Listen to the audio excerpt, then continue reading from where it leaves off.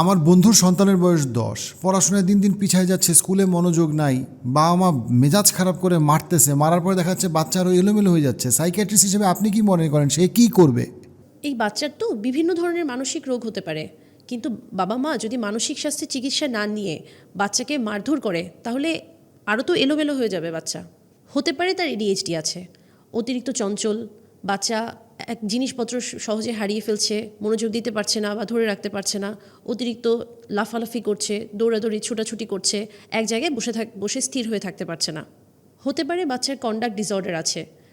বাচ্চা অতিরিক্ত রাগারাগি করছে, জিনিসপত্র ভাঙচুর করছে, বাবা মাকে গালাগালি করছে, এমনকি মারধর করছে, অথবা নিয়ম মানতে চাচ্ছে না, অতিরিক্ত মোবাইলের ব্যবহার করছে এবং মোবাইলে আসক্তিতে পড়ে যাচ্ছে, বাবা মার কথা একেবারেই শুনছে না, কিংবা এমনকি এটাও হতে পারে যে বাচ্চা না বলে কোনো জিনিসপত্র নিয়ে ফেলছে কিংবা চুরি করছে। আবার হতে পারে এটা হাই ফাংশনিং অটিজম, বাচ্চা হয়তো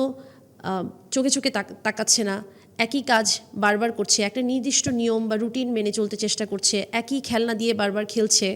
কোনো কিছু না পেলে হঠাৎ করে অতিরিক্ত রাগারাগি করছে, নিজের ক্ষতি বা অন্যের ক্ষতি করার চেষ্টা করছে। আবার হতে পারে বর্ডার লাইন আইকিউ, বাচ্চা হয়তো পড়াশোনা বুঝতে পারছে না বা পড়াশোনা বুঝলেও মনে রাখতে পারছে না, ধীরে ধীরে স্কুলের পারফরমেন্স খারাপ হচ্ছে, বাচ্চার কাজকর্ম ঠিকভাবে করতে পারছে না, যেগুলো এই বয়সের বাচ্চার সহজে করতে পারার কথা সেই কাজগুলো করতে পারছে না, যেমন বোতাম লাগানো বা নিজের চুল আঁচড়ানো, নিজের জুতার ফিতা লাগানো, এই ধরনের স্বাভাবিক জীবনযাপনের কাজগুলো করতে পারছে না।